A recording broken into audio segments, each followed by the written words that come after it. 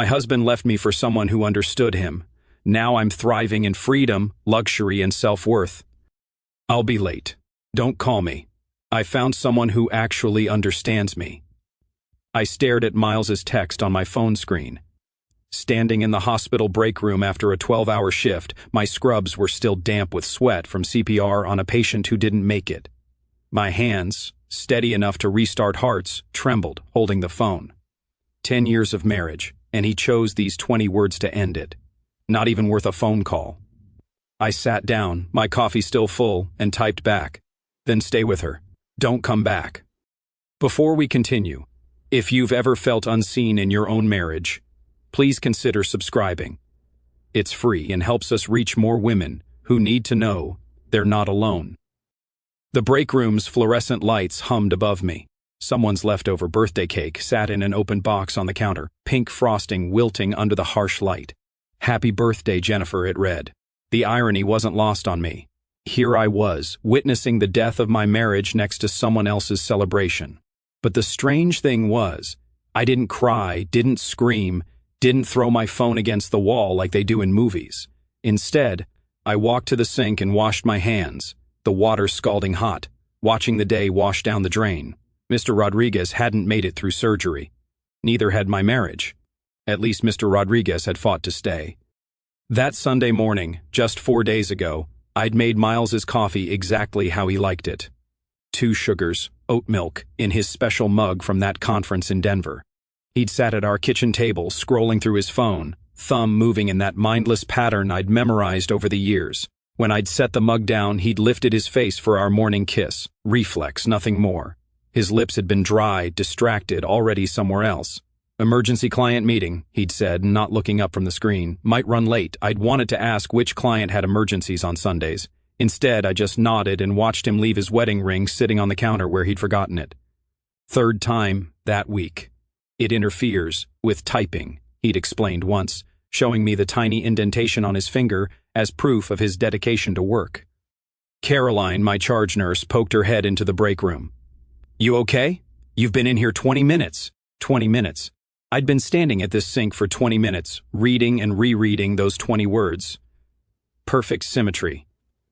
"I'm fine," I said, drying my hands on the rough paper towels that left my skin raw. "Just needed a moment." She studied my face with that nurse's intuition we all developed. The ability to spot pain that patients tried to hide. "Take your time. We're covered out there." The truth was, I'd seen this coming for months, maybe longer. He started with small things. He'd stopped asking about my day, stopped noticing when I'd worked doubles, started mentioning Julia from his consulting firm in that casual way people do when they're trying not to sound interested. Julia had this brilliant idea about the Peterson account. Julia stayed late to help with the presentation. Julia really understands the vision. Julia, even her name sounded like someone who had time for yoga classes and wine tastings, not someone who came home with other people's blood under her fingernails.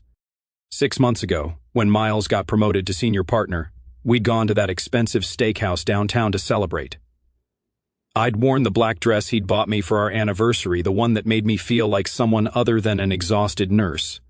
But he'd spent the entire dinner texting, his face illuminated by his phone screen, smiling at messages I couldn't see. "Who's that?" I'd asked, trying to sound casual.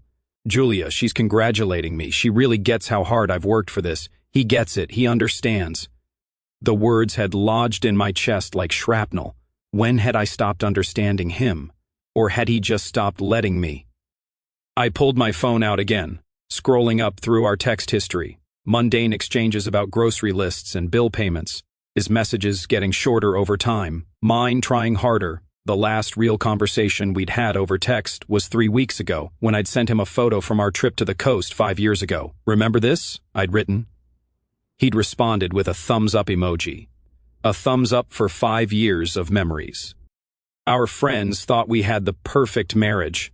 My mother still called us her favorite couple, which was cruel considering I was her only child. Last month at book club, Susan had actually said, "You're so lucky Miles is so devoted. Dave hasn't planned a date night in years." I'd smiled and sipped my wine, not mentioning that Miles hadn't planned anything either. That our last date night had been me eating takeout alone while he worked late.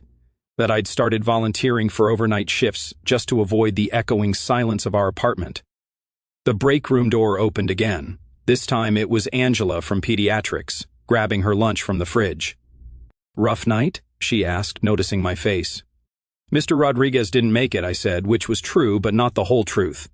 She squeezed my shoulder. "I'm sorry, it never gets easier." "Oh, it doesn't. Death never gets easier. Not the sudden ones that shock you, and not the slow ones you see coming from miles away. Not in the cardiac unit, and not in marriages that flatline while you're still trying to resurrect them." I looked at my phone one more time. No follow-up text. No, I didn't mean it. No, let's talk. Just those 20 words hanging between us like a diagnosis nobody wanted to hear. Terminal, inoperable, nothing more we can do. The coffee I'd abandoned had gone cold, a film forming on its surface. I poured it down the sink and watched it spiral away. 10 years, 3,650 days, give or take. And it ended with a text sent while I was trying to save someone else's life. I walked back onto the floor, my white sneakers squeaking against the linoleum. The familiar rhythm of the cardiac unit welcomed me back. Monitors beeping, ventilators whooshing, hearts fighting to keep beating. Mine had already stopped. I just hadn't realized it until tonight. The rest of my shift blurred into controlled chaos. Mrs. Chin in room 302 coded at 11:30. Her family had been fighting us all day about her DNR status, insisting their mother would want everything done despite the paperwork saying otherwise. I performed compressions on her fragile chest, feeling ribs crack under my palms, while her daughter screamed at me to try harder. We got her back after 18 minutes. She lasted another hour before coding again. The second time, her son grabbed my arm. "You're not trying hard enough, you gave up on her." I wanted to tell him that sometimes trying harder meant knowing when to stop, that his mother's heart was tired, that she was ready even if he wasn't. Instead, I gently removed his hand and called for security. They escorted him to the waiting room while his mother died for the third and final time, peacefully without an audience. By the time I reached the break room at 9 that night, my scrubs looked like I'd been in a war zone. Blood from Mrs. Chin's arterial line had sprayed across my chest when it came loose during compressions. My feet ached in my worn sneakers. My lower back screamed from hours of bending over beds, adjusting monitors, holding the hands of people afraid to let go. Caroline caught me at the coffee machine. "Adeline, we need to talk." I knew what was coming. She'd been watching me for weeks, noting every extra shift I'd grabbed, every holiday I'd volunteered for, every weekend I'd spent here instead of home. "You've worked 6 doubles this month," she said, her voice gentle but firm. "That's not sustainable. I'm fine. I need the money. We're saving for—" I stopped. What were we saving for? The vacation Miles kept postponing, the house he said we couldn't afford yet despite his promotion. "Honey, I've been doing this for 20 years. I know when someone's running from something." I forced a laugh. "Running? I'm barely walking after today." She didn't smile. "Is everything okay at home?" The question hung between us. 3 months ago, I would have said yes automatically. 2 months ago, I might have hesitated. Tonight, standing there covered in someone else's blood, exhausted beyond measure, I couldn't even pretend. "I should check on my patients," I said. Caroline's hand touched my shoulder. "The offer stands. If you need to talk—" I nodded and escaped to the break room. The space was empty, just me and the vending machine's eternal hum. I collapsed into a plastic chair and pulled out my phone to text Miles that I'd be late. That's when I saw his message sent 3 minutes ago. "I'll be late. Don't call me. I found someone who actually understands me." The words didn't register at first. I read them the way you'd read medication dosages or lab results. Clinically detached. Then my brain caught up, and each word detonated in sequence. "Found someone who understands me." The vending machine's hum grew louder. Or maybe that was the blood rushing in my ears. The fluorescent light above me flickered, casting shadows that danced across the grimy floor. Someone had left a medical journal on the table, open to an article about cardiac arrhythmias. The irony of reading about irregular heartbeats, while mine forgot how to function normally. My hands weren't shaking when I typed my response. That surprised me. These hands that had trembled trying to save Mrs. Chin, that shook when her son accused me of not caring enough, were absolutely steady as I wrote. "Then stay with her. Don't come back." I hit send and set the phone face down on the table. The vending machine continued its mechanical breathing like a ventilator keeping something alive that should have been allowed to die with dignity. I stood up and walked to the bathroom, where I caught my reflection in the harsh mirror. Blood on my scrubs, bags under my eyes, hair escaping from the ponytail I'd tied at 6 this morning. But my face was calm, resolved, like I'd just made a critical medical decision that everyone else was too emotional to make. Back in the break room, I turned off my phone completely and shoved it in my locker. Then I walked back onto the floor. "Everything okay?" Angela asked, passing me in the hallway. "Perfect," I said, and meant it. The next 3 hours should have dragged, should have been torture. Instead, they flew by with crystalline clarity. I updated charts with unprecedented focus, administered medications with Zen-like precision. When Mr. Patterson in 308 complained about his pain management, I adjusted his dosage without the usual internal debate about drug-seeking behavior. When the new nurse fumbled with an IV insertion, I guided her hands with patience I didn't know I possessed. At midnight, Caroline found me reorganizing the supply closet. "What are you doing?" "Inventory. The morning shift always complains they can't find anything." She leaned against the door frame. "You've been different tonight, calmer, which terrifies me more than if you were falling apart." I lined up boxes of gauze with military precision. Maybe I finally figured something out. "Want to share with the class?" I turned to face her. "You know what the hardest part of this job is? It's not the death. It's not the families who blame us. It's not even the 12-hour shifts. It's going home to someone who doesn't understand why we do it, who doesn't get why we stay late to hold someone's hand, why we cry in our cars after losing a patient, why we come back day after day even when it breaks us." Caroline's expression softened. "Oh, honey, I'm not looking for sympathy," I said, turning back to the supplies. "I'm just saying I finally understand something. You can't make someone understand you. They either do or they don't, and if they don't," I shrugged, "well, forcing it is like performing CPR on someone who's been down for an hour. You're just breaking ribs for no reason." She watched me work for another moment. "You need to go home after inventory. Adeline, I'll leave at 1, promise." She left, but not before squeezing my shoulder again. That small gesture of understanding meant more than 10 years of Miles asking, "How was your day?" without listening to the answer. At 12:45, I finished the closet, every supply in its place, every label facing forward. Order from chaos, control where I could find it. I changed out of my bloody scrubs in the locker room, stuffing them in a biohazard bag with unusual satisfaction. The blood wasn't mine. The pain wasn't mine. For once, the tragedy belonged to someone else. My phone stayed off in my locker. Whatever messages were waiting could wait forever. The parking garage elevator smelled like stale cigarettes and disappointment. I clutched my bag, still wearing the hospital sneakers that squeaked against the metal floor, and watched the numbers descend. B1, B2, B3. My car sat exactly where I'd left it 14 hours ago, back when I still had a marriage. The engine turned over on the 3rd try. I should have gotten it serviced weeks ago, but Miles always handled the cars. Another thing I'd need to figure out on my own. The thought should have scared me. Instead, I felt oddly excited, like I'd been handed a permission slip to become someone new. Portland at midnight looked different when you were driving toward freedom instead of home. The streets glistened from earlier rain, neon signs reflected in puddles like watercolors bleeding together. I passed the coffee shop where Miles and I had our first date. The bookstore where we'd spent Sunday afternoons before Sunday became his permanent workday. The bar where we'd celebrated our last anniversary 6 months ago. He'd left early to handle a crisis. Of course, the 24-hour Safeway appeared like an oasis. I parked crooked across 2 spaces because I could, because there was no one to comment on my driving, because small rebellions felt necessary tonight. The fluorescent lights inside made everyone look sick. Or maybe that was just me catching my reflection in the automatic doors. I grabbed a cart even though I only needed 2 things. The expensive Pinot Noir we'd been saving for a special occasion sat on the top shelf, dusty and patient. $48 for a bottle of wine seemed insane 6 hours ago. Now it felt like a bargain for celebrating my independence.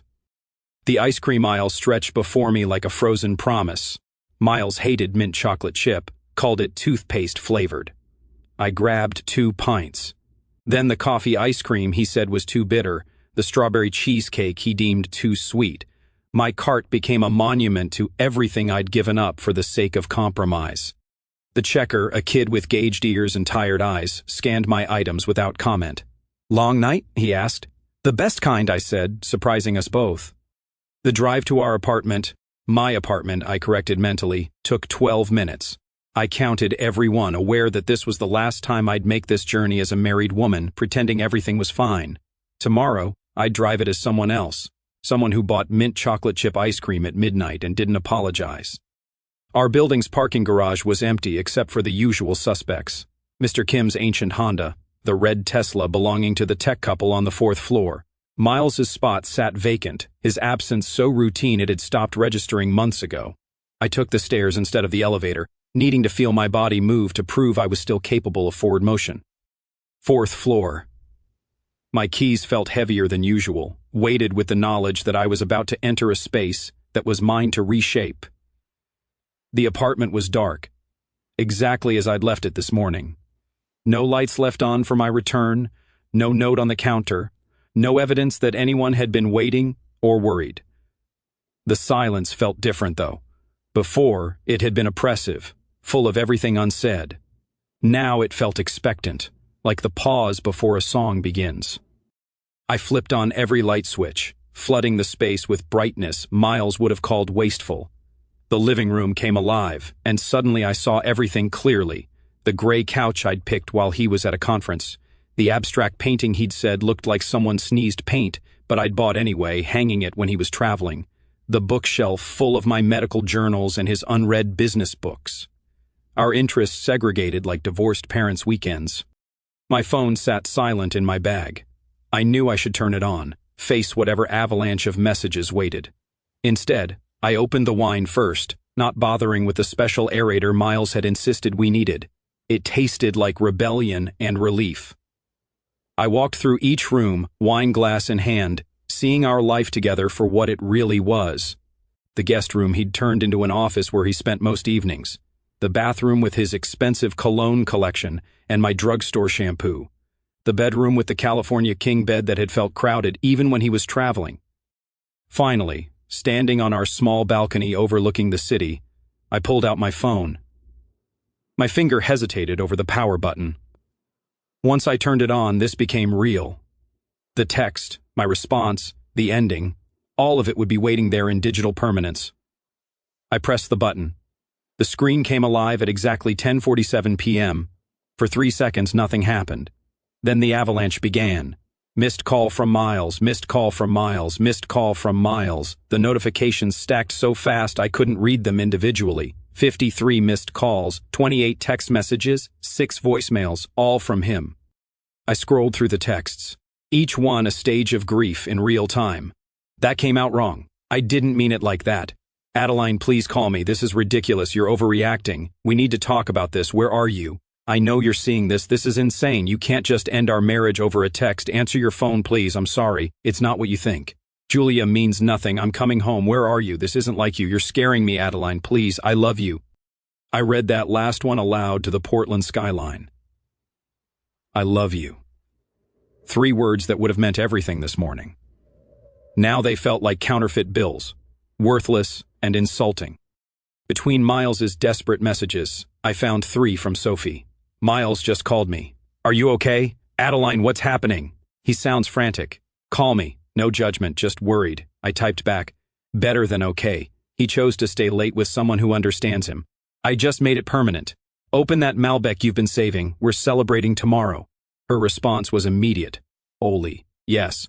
Wine, tissues, and bail money ready if needed. I laughed. Actually laughed, standing alone on my balcony at nearly 11 at night. The city spread below me. Thousands of lights and thousands of windows, each one a life being lived. How many of them were in marriages like mine? How many were standing on balconies reading desperate texts from spouses who'd only discovered they cared when it was too late? My phone rang. Miles again. I watched his contact photo fill the screen. Us at the coast, both squinting into the sun, his arm around me like he actually wanted it there. I let it ring through to voicemail, then deleted it without listening. The wine tasted better with each sip. The city lights blurred slightly, whether from tears or alcohol I couldn't tell. Didn't care. I raised my glass to Portland, to the strangers in their lit windows, to the kid with gauged ears at Safeway, to Caroline who'd known something was wrong, to Mrs. Chin who'd fought until she couldn't, to Sophie who had bail money ready, to understanding ourselves. I said to no one, to everyone, since that's all we can really control. My phone lit up again. Another call from Miles. Number 54. I turned it face down on the balcony table and went inside to eat mint chocolate chip ice cream straight from the pint, finally understanding what freedom tasted like. The mint chocolate chip ice cream had melted into soup by the time I finally went to bed. I left the pint on the coffee table, a small rebellion against Miles's rules about food in the living room. At 6 a.m., my alarm didn't go off because I'd never fallen asleep. Instead of exhaustion, I felt wired, electric, like my body had discovered a new energy source powered by pure determination. I called the hospital at 7, listening to the phone ring while making coffee in the French press Miles never used because it was too much work. Cardiac unit, this is Angela, it's Adeline, I need to call in sick today. Oh, I never called in sick. 3 years without a single absence through flu seasons and food poisoning and the time I threw out my back moving Miles's exercise equipment he never used. Are you okay? You seemed different last night. I'm perfect. Just have some personal matters to handle. Another pause. Caroline mentioned you might need some time. Take care of yourself. Okay. I hung up and dialed the bank next. While waiting on hold, I slipped my wedding ring off my left hand and moved it to my right. The indentation it left behind looked like a scar that would fade with time. Washington Federal, this is Cheryl. How can I help you today? I need to separate a joint account. Cheryl's voice shifted to that careful tone people use for delicate situations. I can help you with that. Will both account holders be present? No, just me. 20 minutes later, I walked into the branch downtown. Cheryl turned out to be a woman in her 60s with kind eyes and perfectly manicured nails. She didn't comment on my wrinkled clothes from yesterday, or the fact that I was separating finances at 9 in the morning on a Thursday. How would you like to divide the funds? She asked, fingers poised over her keyboard. Exactly half. I'm not trying to be vindictive. She nodded and started typing. The numbers on her screen made me realize how much we'd saved while never spending money on anything that brought joy. No vacations because Miles was always too busy. No concerts because he found live music chaotic.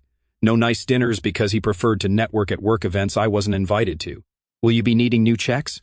Everything new, I said. New account, new cards, new everything. She smiled then, just slightly. Fresh start. The freshest. By 10:30, I was back at the apartment with a new bank account, temporary checks with only my name, and the phone number for Tommy the locksmith that Cheryl had discreetly written on a post-it note. My nephew, she'd explained. He's helped a lot of my friends with transitions.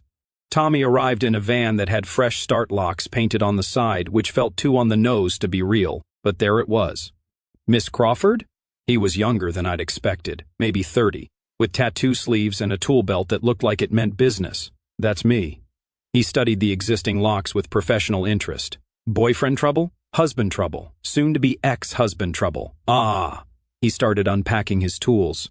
You'd be surprised how many calls I get on Thursdays. Something about Thursdays makes people realize they deserve better. While he worked, he told me stories. The woman who changed her locks after finding her husband's dating profile still active. The man who discovered his wife's affair through their shared Netflix account. The couple who changed each other's locks on the same day and had to meet in the hallway to laugh about it. You seem pretty calm about all this, he observed, installing the third deadbolt. I work in cardiac. Once you've restarted someone's heart with your bare hands, changing locks doesn't seem that dramatic. Fair point. He tested the new key, the lock clicking with satisfying finality. You want all the copies? Every single one. He handed me 4 keys on a ring. These locks are pick-proof, bump-proof, and X-proof. That last one's not technically an industry term, but it should be. After Tommy left, I stood in the middle of the apartment with my new keys, surveying what needed to be done. Miles's presence was everywhere, but also nowhere. His things were here, but when had he last been present? I started with his office. Investment magazines he subscribed to but never read. Awards from his company that all looked the same. The standing desk he'd insisted on buying then never used, preferring to work from bed or the couch. Each item went into boxes I'd gotten from the liquor store, their previous contents more honest about their purpose than anything of Miles's. His watches came next, 6 of them, each more expensive than the last, each worn maybe twice. The Rolex his father gave him that he said was too formal, the smart watch that was too casual, the vintage Omega he bought to celebrate his promotion, worn once to show it off, then abandoned. In the bedroom, his suits hung like expensive ghosts. I folded each one properly, the way they taught us to handle patient belongings, with respect for what they were, not what they meant. His ties, color-coordinated and barely touched. His shoes, polished and lined up like soldiers who'd never seen battle. The bathroom took the longest. His skincare routine that cost more than my monthly student loan payment. Cologne bottles arranged by season, though he always wore the same one. The electric toothbrush he'd upgraded 3 times in 2 years. Always seeking the perfect clean for his perfect smile. I found things I'd forgotten existed. The anniversary card I'd given him last year still in its envelope, unopened. A photo from our honeymoon shoved behind his hair products. The watch I'd saved for months to buy him for his 30th birthday, still in its box, with the tags on. By 2, 11 boxes stood by the door like cardboard testimony to a marriage that had been over long before last night. I'd just been the only one still trying to resuscitate it. My phone rang. The doorman's extension. Miss Crawford. Marcus's voice was professionally neutral, but I heard the question in it. Mr. Bennett is here. His key fob seems to be malfunctioning. I could hear Miles in the background, his voice sharp with frustration. It's not malfunctioning. Something's wrong with the system. The system is working perfectly, I told Marcus. His access has been revoked. His belongings are packed by the door. Could you help him load them? Of course, Miss Crawford. Oh, and Marcus, it's Miss Crawford permanently now. Understood, Miss Crawford. I'll make a note in the system. I hung up and stood there staring at the boxes by the door.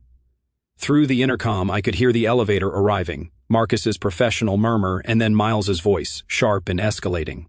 My phone rang immediately. Adeline, what the hell is this? His voice crackled through, the speaker cycling between fury and something that sounded almost like fear. Hello, Miles? I walked to the kitchen, needing something to do with my hands. Started washing the coffee mug from this morning, the French press he'd never learned to use, the locks, the boxes. Are you having some kind of breakdown? No, I said, drying the mug with meticulous care. I'm having a breakthrough. There's a difference. This is insane. You're being completely irrational over one text. I set the mug in the cabinet, aligning it perfectly with the others. Not one text, Miles, one honest text. After years of dishonest everything else. I don't even know what that means. It means you finally told me the truth. You found someone who understands you. Julia, right. From your firm. Silence. Then defensive. Julia is a colleague. We work on projects together. Projects. I laughed, but it came out bitter. Is that what we're calling it now? Nothing happened yet. Nothing happened yet, but you wanted it to. You've been wanting it to for months. Every mention of her brilliant ideas, her innovative strategies, how she gets your vision. You've been having an emotional affair, Miles, whether you touched her or not. That's not, you're twisting things. I'm clarifying things. You said you found someone who understands you. Present tense. Found, not might find, or could find. You already found her. I'm just stepping aside so you can pursue that understanding without me in the way. I heard him breathing heavily through the phone. In the background, Marcus was loading boxes into the elevator, each thud another piece of our marriage being removed. Where am I supposed to go? His voice had gotten smaller, the anger deflating into something else. To Julia's, your brother's, that extended stay hotel you used for all those client emergencies. I don't know, Miles, but it's not my problem to solve anymore. You're my wife. I was your wife. Now I'm the woman respecting your need to be understood by someone else. He hung up. 20 seconds later, he called back. We need to talk about this in person. No, we don't. You can't just end 10 years over. You ended it, Miles. I'm just handling the logistics. This time, when he hung up, he didn't call back immediately. I stood in my quiet kitchen, afternoon light streaming through windows he'd wanted to cover with blackout curtains. The peace felt surreal, like the calm after a tornado when you're checking if you still have all your limbs. At midnight, my phone buzzed. Not Miles this time. An unknown number with a wall of text.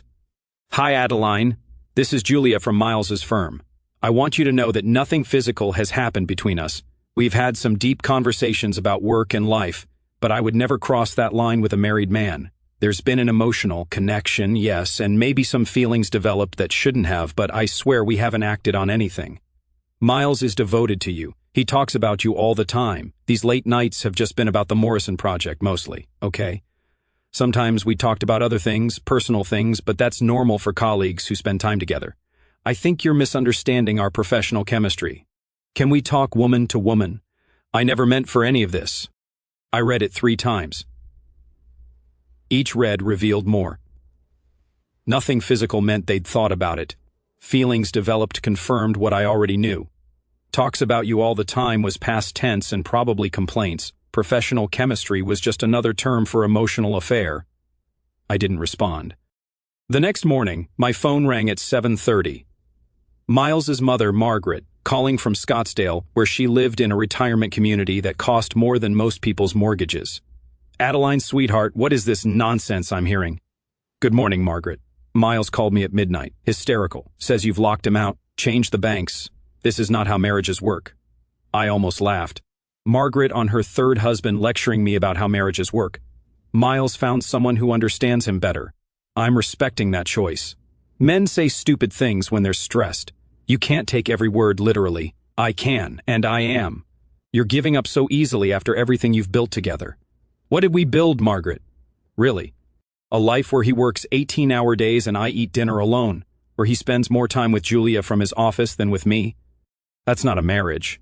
That's just 2 people with the same address. Her voice cracked slightly. Who's going to take care of him? He's 37 years old. He makes $200,000 a year. I think he'll figure it out. But his anxiety, are not my responsibility anymore. She hung up on me, which felt like a family tradition at this point. 2 hours later, Sophie arrived with what she called her emergency divorce kit. 2 bottles of wine, fancy chocolate, tissues, and her tablet loaded with apartment listings.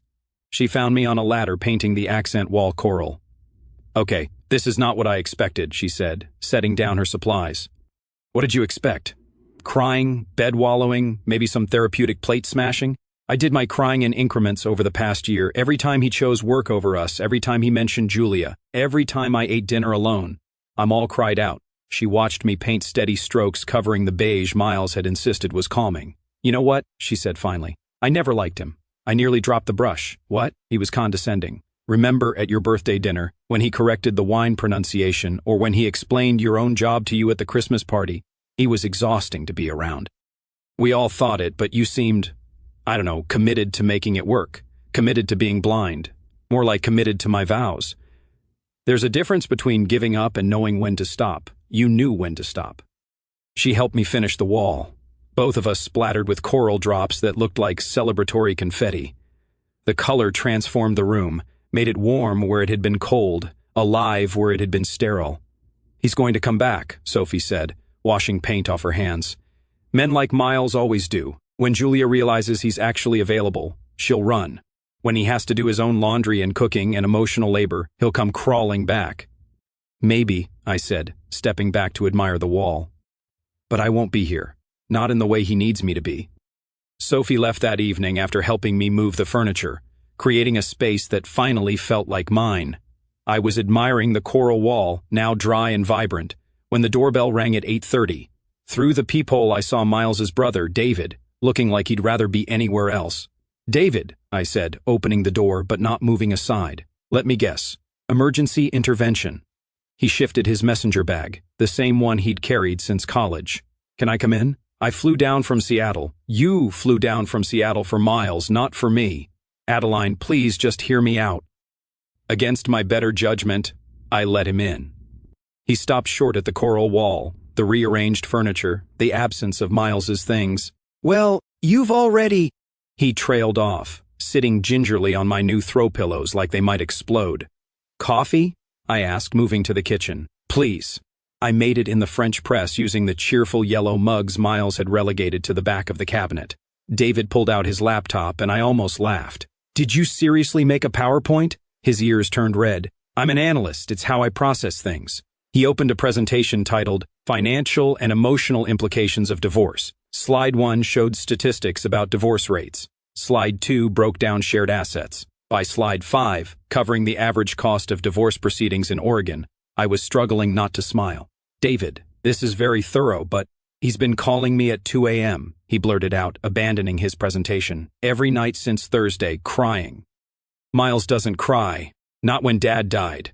Not when the first startup failed. But now he's sobbing on my voicemail at 2 a.m. about proper pronunciation of espresso machine brands. He's grieving the idea of me, not the reality. There's a difference. David closed his laptop slowly. You seem really okay with this. I am really okay with this. That's what concerns everyone, isn't it? That I'm not falling apart, according to schedule. He sipped his coffee from the cheerful mug, looking uncomfortable. Mom's flying in tomorrow. Your mom already called. I handled it. No, your mom. She called me when she couldn't reach you. My stomach dropped. Of course, she had. The next morning, I was back at work trying to focus on medication rounds when Caroline pulled me aside. You have a visitor in the lobby. My mother would have gone straight to the apartment. This was someone else. I walked down to find Julia perched on one of the waiting room chairs, designer heels tapping nervously against linoleum. She looked smaller here, out of place among the worried families and harsh hospital lighting. I need 5 minutes, she said, standing when she saw me. I'm working, please. I know I have no right to ask, but please. I led her to the cafeteria, bought myself a coffee I didn't want just to have something to do with my hands. She sat across from me, her practiced speech visible in the way she straightened her shoulders. I'm not that kind of woman, she began. What kind is that? The kind who breaks up marriages. You didn't break up anything that wasn't already broken. Her composure cracked slightly. Nothing physical happened. You said that in your text, but emotional things did happen. Conversations, connections. She twisted her rings, designer bands that probably cost more than my monthly salary. I thought he was unhappy. He seemed so lost. He was lost in his own ego, in his need to be admired. You provided that. I didn't mean, Julia, what did you think would happen really? That you'd have deep emotional conversations forever without consequence? That I'd just keep existing in the background while you two connected over revolutionary business strategies? She flinched. He said you were growing apart. We were, because he was growing toward you. I told him to work on his marriage multiple times, before or after the late-night conversations about your shared vision. She stood abruptly. I wanted you to know I'm transferring to the Chicago office, running away, starting fresh like you are. She paused at the cafeteria entrance. Can I ask you something? Would you take him back? No. Even if he changed, he'd be changing for the wrong reasons. To get me back, not to be better. There's a difference. She left, her heels clicking down the hallway like a countdown timer. I finished my unwanted coffee and went back to my patients, people whose hearts actually wanted to be saved. That afternoon, my phone rang with an unknown number.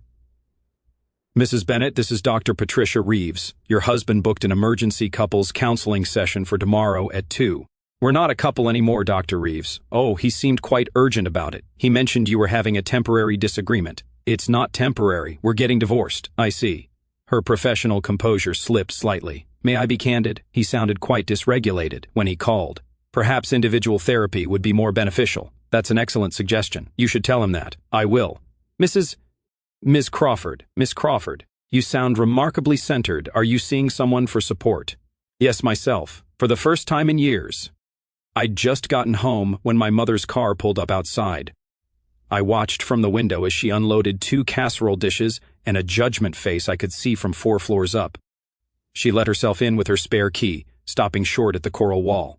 Adeline Marie Crawford, what have you done? Redecorated. She set down the casseroles and began her inspection, pointing at empty spaces. Where's the espresso machine? Miles took it. The smart TV? Also Miles. The sound system? I pulled out my phone, showing her our bank statements from the last 3 years.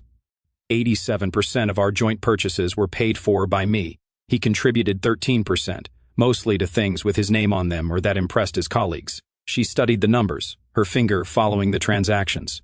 You paid for your own anniversary presents. Usually. He'd forget then reimburse me later. Sometimes. She sat down heavily on my rearranged couch. Eugene is a 3-hour drive. You couldn't have called me yourself.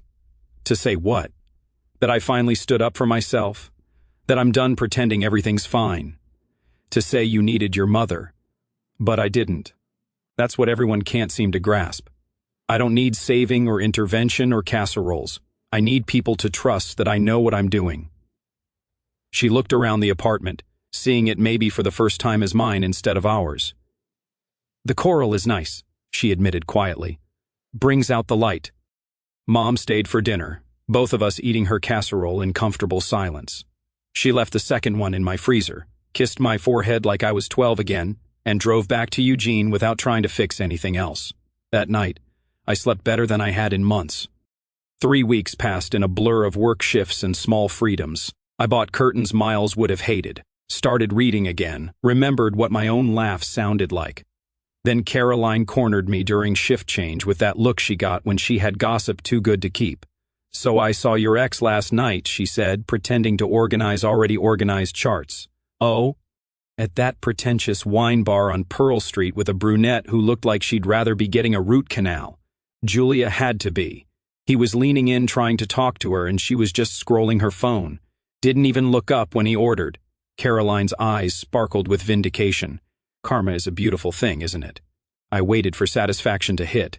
Instead, I felt an unexpected wave of sadness. Not for us, not for what we'd lost, but for Miles. For the man who'd been so afraid of being ordinary that he'd destroyed everything real in pursuit of something that glittered from a distance. "That's just sad," I said. Caroline looked surprised. "You're not happy about it?" Why would I be happy watching someone I once loved be miserable, even if he earned it? That afternoon, I decided to tackle the closet, the last frontier of Miles's presence. Behind winter coats I never wore, I found a box I'd forgotten existed. His old journals from when we first met, some ties he'd never worn, and at the bottom, a leather notebook I didn't recognize. I shouldn't have opened it, but I did. The entries were from 5 years ago, right after his first promotion. His handwriting, usually so precise, was frantic in places. "Adeline saved someone's life today, literally restarted a heart with her hands. I sold software to people who don't need it. How do I compete with that?" Another entry. "She never makes me feel small, but I feel small next to her. She's so steady, so sure. What happens when she realizes she married down?" And the one that stopped my breath, "I love her so much it terrifies me. What if she figures out I'm ordinary? What if she leaves? Maybe if I leave first emotionally, it won't hurt as much when she goes." I sat on the closet floor surrounded by donated clothes and tax receipts, understanding finally that Miles hadn't fallen out of love with me. He'd fallen out of love with himself. And instead of working on that, he'd sought validation from someone who didn't know him well enough to see through his performance. Julia saw the successful consultant. I saw the man who had panic attacks about client presentations. Julia saw confidence. I saw the boy who still sought his mother's approval at 37. She understood his facade. I understood his foundation. And that terrified him more than losing me. My phone buzzed. Unknown number, but the message preview showed a law firm's name. The courier arrived an hour later with a manila envelope that felt heavier than its actual weight. Inside, divorce papers with Miles's signature already in place. His lawyer's note was brief. "Mr. Bennett wishes to expedite proceedings. He's agreed to all your terms, all my terms. I hadn't even submitted terms yet. I spread the papers on my kitchen table, the same table where we'd shared 10 years of morning coffee." His signature looked shaky, unlike his usual precise script. He'd given me everything, the apartment, the savings, even things I hadn't asked for. It felt like reading a suicide note written in legal ease. I signed my name with the same steady hand I used for death certificates at work. Another ending documented, witnessed, filed away. The ink dried quickly, dark blue against white paper, official and irreversible. 2 days later, I ran into Paul at the grocery store. Miles's best friend since college, the one who'd been his best man, who'd sworn Miles would be good for me. He was buying frozen pizzas and beer, the universal shopping list of a man housing a heartbroken friend. Adeline. He looked like he'd rather be anywhere else. "Hi, Paul." We stood there between the frozen vegetables and ice cream, neither knowing how to navigate this. "He's staying with me," he said finally, "on my couch." "That's good, he shouldn't be alone." Paul laughed, but it was bitter. Julia kicked him out. Well, not kicked out since they weren't living together, but she told him she needs space to process. Funny how that works. I said nothing. What was there to say? He cries, you know. Paul continued like he needed to tell someone. "Every night looking at your wedding photos on his phone. He keeps saying he destroyed everything for someone who doesn't even like him that much." She liked the idea of him. And he liked the idea of being understood without having to actually be vulnerable. Paul shifted his basket of bachelor food. He knows it's too late. Knows he can't fix this. But Adeline, I've never seen him like this. It's like he finally woke up and realized what he had. Sometimes people need to lose something to understand its value. That's cold. No, I said, selecting the good ice cream. The kind Miles always said was too expensive. That's honest. And honesty is what was missing all along. Paul studied me for a moment. You look good, happy. I'm getting there. He won't bother you. I made him promise. But he wanted me to tell you if I saw you that he's sorry, really sorry. Not expecting anything, sorry. Just sorry. I nodded, paid for my ice cream, and left Paul standing there with his frozen pizzas and the weight of his friend's regret. That night, I sat on my balcony with the good ice cream and my phone. I pulled up our wedding photos, the ones I'd hidden in a folder months ago. We looked so young, so certain. Miles's smile reached his eyes in a way I hadn't seen in years. I was looking at him like he hung the moon. Maybe he had once before he got scared of heights and climbed back down. I deleted the folder not out of anger but out of kindness, to both of us. Some things needed to stay buried for new things to grow. The empty photo folder stared back at me from my phone screen where 10 years of memories had lived, now just blank space. I closed the app and set the phone aside, finishing my ice cream as Portland's lights twinkled below like promises I was finally ready to make to myself. 6 months later, I stood on a different rooftop, champagne flute in hand. The same city spread beneath me, but everything else transformed. Sophie and Caroline had insisted on celebrating my promotion to head of cardiac unit at the exact spot where Miles had proposed 11 years ago. The irony wasn't lost on any of us. To Adeline, Sophie raised her glass, who saved her own heart with the same precision she saves everyone else's. To not needing anyone to understand us, Caroline added, her voice carrying the weight of her own divorce 3 years prior. To choosing ourselves, I said, and we clinked glasses as the sun set over the city. The rooftop bar had been renovated since Miles's proposal. New furniture, new lighting, even a new name. But the view remained the same. Mount Hood in the distance, the river cutting through downtown, the bridges lit up like jewelry. I remembered standing in this exact spot, 23 years old, saying yes to a man who promised me forever. Now, at 34, I was saying yes to myself. You know what the best part is? Caroline said after her second glass. You look 10 years younger. I'm not even exaggerating. It's like you shed a whole decade of exhaustion with those divorce papers. She wasn't wrong. My face had changed. The permanent furrow between my eyebrows had smoothed. The tight line of my mouth had softened. I'd started wearing lipstick again, the bright coral that matched my accent wall. Marcus mentioned the same thing, I said, thinking of the doorman who'd helped me move the previous week. I'd found a one-bedroom apartment 6 blocks from the hospital, smaller than the place I'd shared with Miles but flooded with light. I'd painted one wall sage green, another dusty rose. Plants crowded every windowsill. Pothos and snake plants and a massive monstera that was already outgrowing its corner. The furniture was all mine, chosen for comfort over impressiveness. Marcus had helped carry boxes, his professional discretion finally cracking when he saw how different I looked. Miss Crawford, forgive me for saying, but you're glowing, he'd said, setting down a box of books. Then quieter, Mr. Bennett still drives by sometimes. Parks across the street, looks up at the old apartment. I don't think he knows you moved. Let him look, I'd said, arranging my grandmother's china in new cabinets. He's looking for someone who doesn't exist anymore. 2 weeks into living in my new space, on what would have been our 11th anniversary, my phone buzzed with a text from Miles. I saw the preview, I understand now. What I was looking for was, I screenshot it without reading the rest and sent it to the group chat with Sophie and Caroline. Sophie responded immediately with laughing emojis. Caroline wrote, Karma's employee of the month right there. I archived the message unread. Some words come too late to matter, like CPR on a patient who's been gone too long. You can go through the motions, but you can't bring back what's already moved on. That night, I worked a shift in the cardiac unit I now ran. The same fluorescent lights hummed overhead. The same vending machine stood guard in the break room, but everything felt different when you were building instead of escaping. I was updating charts when I noticed her. The new nurse, Amy, sitting alone in the break room at midnight, staring at her phone with that familiar look of someone pretending everything was fine. Long night? I asked, grabbing a coffee. She startled, quickly darkening her phone screen. Oh, Dr. Crawford. Yes, Mr. Peterson in 30,002 is being difficult. That's not what's making you look like that. She laughed, but it was hollow. My husband's working late again. 3rd time this week. He says it's normal, but your gut says otherwise. Her eyes filled with tears. She quickly blinked away. I'm being paranoid. I sat down across from her, remembering my own midnight vigils in this same room. Can I tell you something? The night my marriage ended, I was standing right here. My ex-husband sent me a text saying he'd found someone who understood him better. You know what I did? What? I told him to stay with her. Best decision I ever made. Amy's eyes widened. You just ended it. That simply? Ending it was simple. The 10 years of pretending that led up to it, that was the hard part.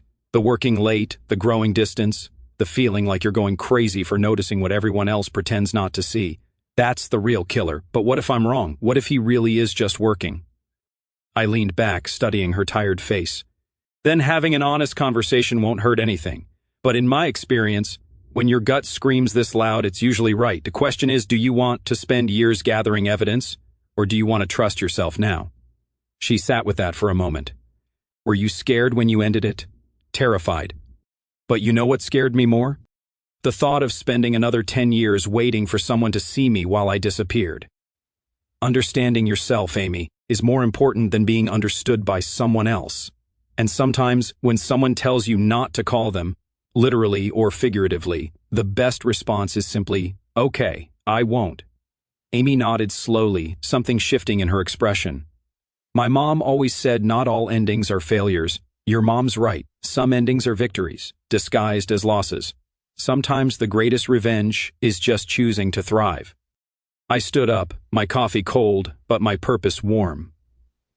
Whatever you decide, remember, you're allowed to choose yourself. It's not selfish, it's necessary.